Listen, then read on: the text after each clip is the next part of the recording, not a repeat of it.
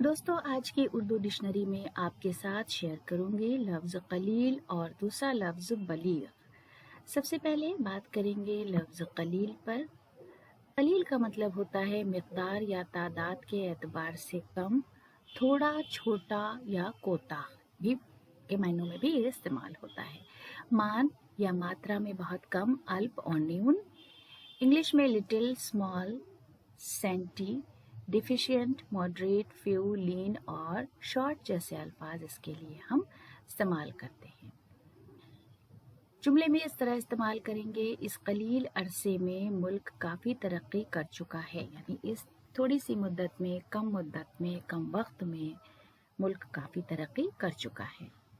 इंदिरा वर्मा का शेर है, तेरी राह कितनी तवील है, मेरी ज़ीस्त कितनी कलील है, मेरा वक्त तेरा असीर है, मुझे लम्हा लम्हा संवार दे।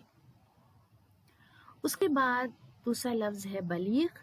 बलीग का मतलब होता है कि वो शख्स जिसके कलाम में फसाहत व बलागत हो, फसीहुल बयान, खुशगुफ्तार, फाजिल, हस्ब मौका गुफ्तगू करने वाला। हिंदी में अलंकार शास्त्री, अवसर के अनुसार बातचीत करने वाला।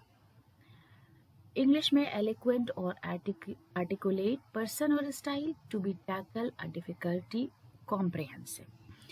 तो ये हैं इसके मतलब और मायने, यानी ऐसा शख्स जो हस्बे मौका महल देखकर बातचीत करे। जुमले में इस तरह इस्तेमाल करेंगे, प्रेमचंद के अफसानों में अक्सर व बेशतर गुर्बत पर काफ़ी बलीग इशारे मिलते हैं।